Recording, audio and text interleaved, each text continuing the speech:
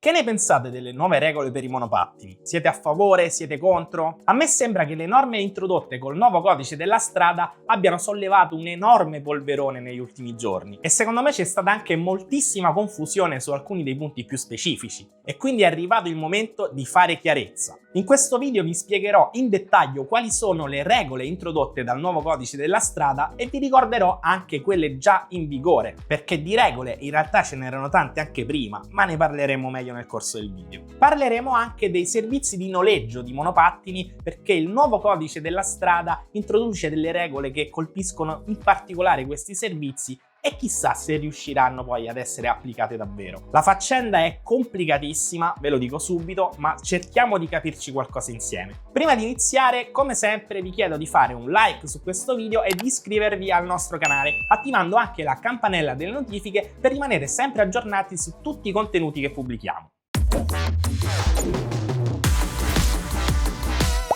Partiamo subito con le nuove regole introdotte dal codice della strada che è stato approvato pochissime settimane fa. Tenetevi forte perché sono parecchie. Prima cosa, il casco sarà obbligatorio per tutti coloro che guidano un monopattino elettrico. Fino ad ora era obbligatorio solo per i minorenni, ma con le nuove norme l'obbligo viene esteso a tutti, non importa l'età. Ovviamente questa regola vale sia per i monopattini personali dei privati e sia per quelli dei servizi di noleggio. Non ci sono distinzioni. Qualunque sia il monopattino che guidate, dovete avere il casco. Sono obbligatori anche gli indicatori luminosi di svolta e freno su entrambe le ruote, quindi frecce e stop. Non è solo una questione di sicurezza personale, ma anche e soprattutto per segnalare agli altri i movimenti che state facendo alla guida. Ogni monopattino dovrà dotarsi obbligatoriamente di un contrassegno identificativo adesivo, una sorta di targa. L'adesivo sarà stampato dall'Istituto Poligrafico dello Stato e una volta applicato sarà non removibile. Sarà poi obbligatorio avere anche un'assicurazione per la responsabilità civile verso terzi prevista dall'articolo 2054 del Codice Civile.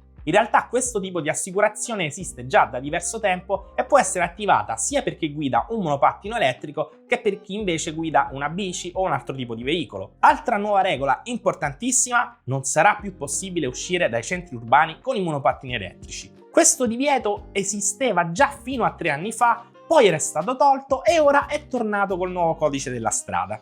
Come vedete le cose cambiano molto velocemente, a volte si va avanti, a volte si torna indietro, comunque in questo momento la legge è questa. Non si può uscire da città e paesi. Ma proseguiamo con altri 2 divieti molto particolari. I monopattini elettrici si potranno guidare solo sulle strade urbane che hanno un limite di velocità fino a 50 km/h. Niente autostrade, mi raccomando. Inoltre non sarà più consentito circolare sulle piste ciclabili e nelle aree pedonali, sia dentro che fuori i centri urbani. In realtà su questo punto il nuovo codice non è molto chiaro, ma per il momento sembra proprio che le piste ciclabili saranno vietate per i monopattini. Si potrà circolare solo su strade con limite a 50 km/h come appena detto.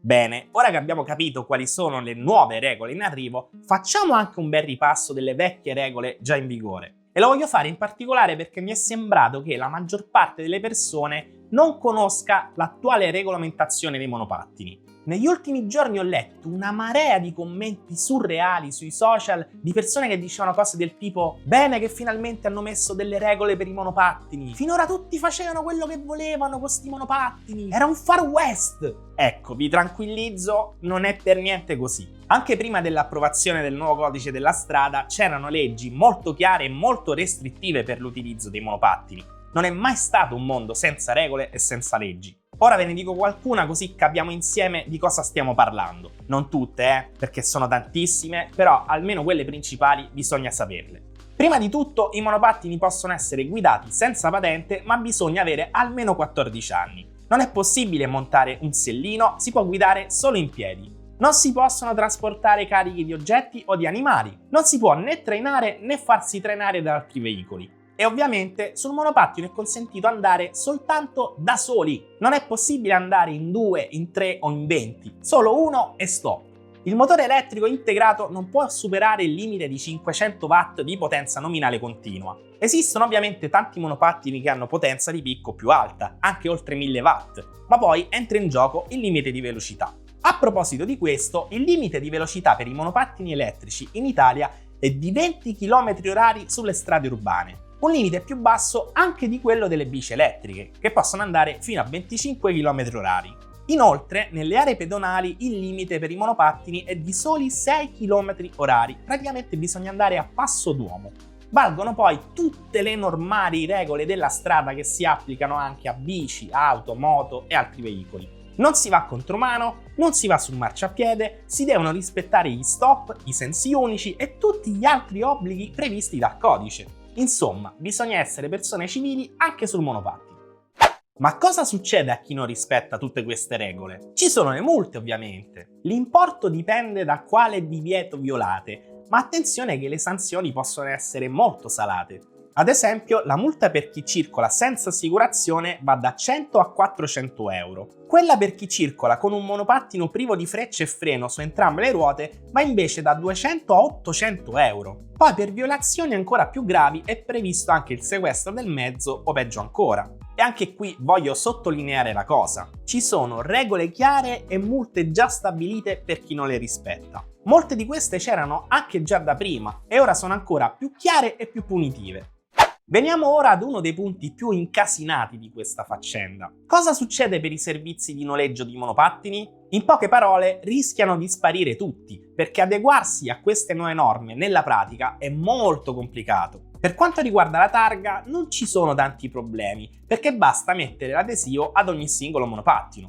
Non è proprio una cosa rapidissima, ma si fa. Per il casco, invece, è tutto un altro discorso. Farlo portare da casa ad ogni cliente mi sembra una cosa completamente impraticabile. In teoria la soluzione più adatta sarebbe quella di fornire un casco per ogni monopattino, quindi si dovrebbe trovare un modo per agganciarlo in modo sicuro ad ognuno di quelli parcheggiati in giro per la città. Ma i monopattini che ci sono in giro in questo momento non hanno nessun tipo di gancio sicuro o di bauletto in dotazione, quindi non sarà per niente semplice farlo. Vi immaginate quanto durerebbero dei caschi agganciati alla bella e meglio a dei monopattini parcheggiati in giro per la città? Insomma, capite bene che questa nuova norma dei caschi obbligatori per i servizi di noleggio rappresenta un completo disastro. Altro discorso difficile è quello dell'assicurazione, perché bisogna capire come integrarla bene nel contesto normativo del noleggio. La maggior parte delle compagnie di noleggio è già assicurata, ma questa assicurazione attuale andrà bene anche con le nuove regole?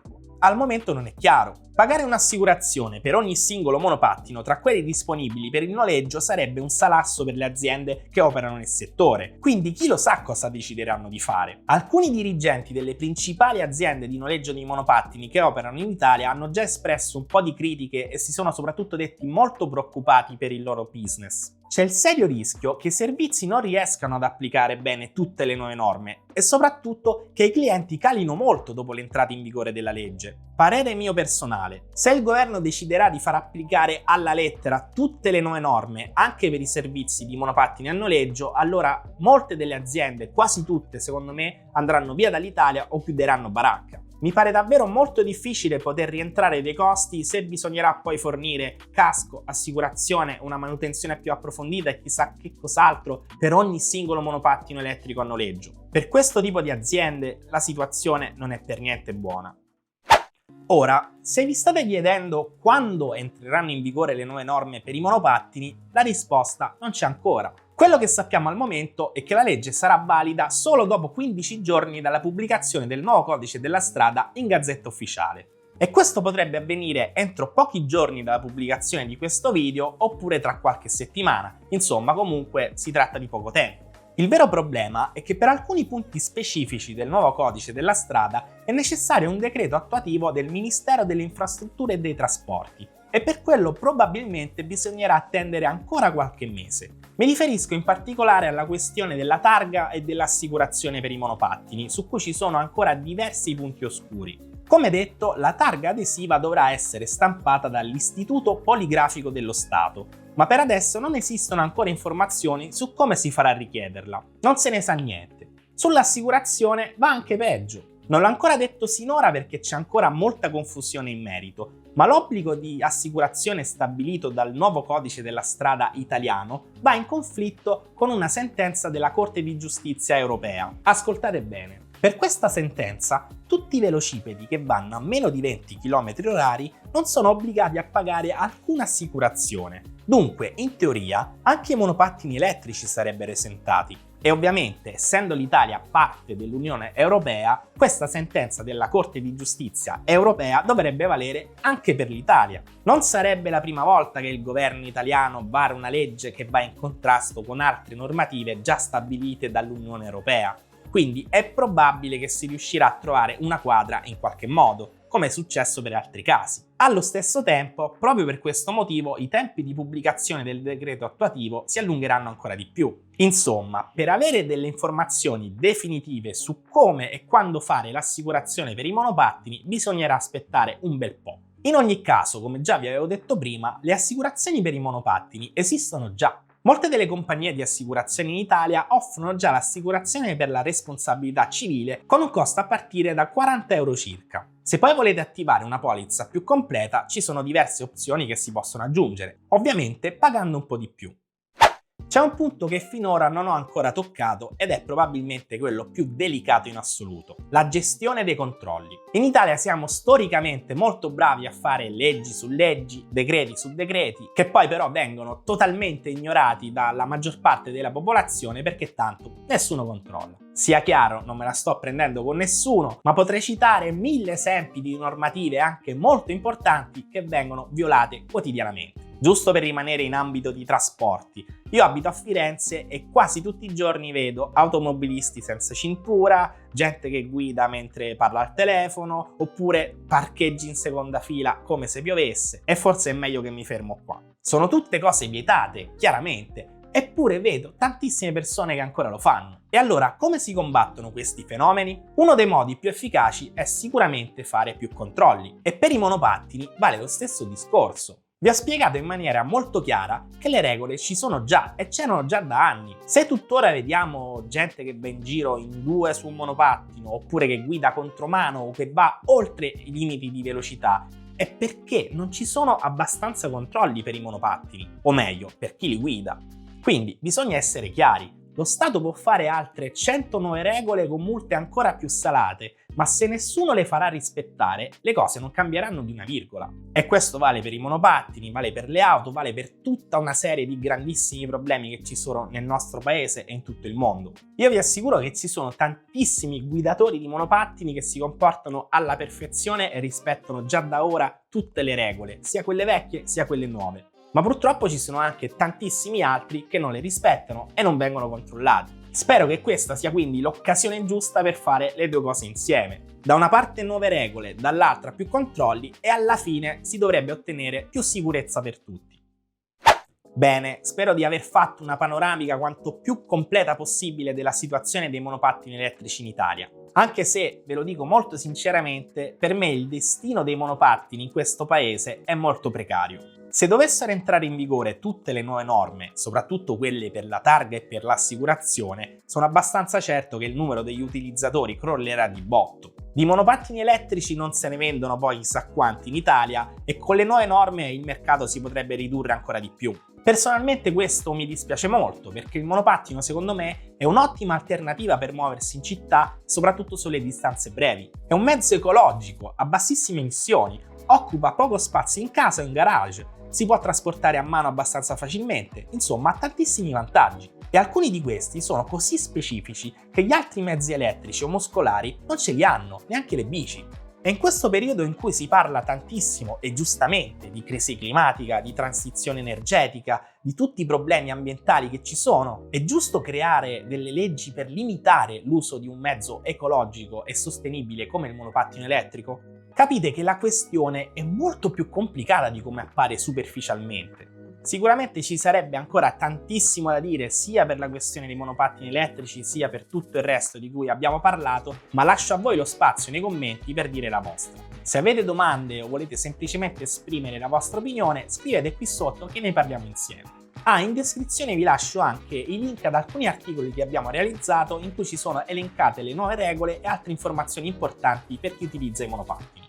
Intanto per questo video è tutto, un saluto da Ezio Ceniccola per smartworld.it.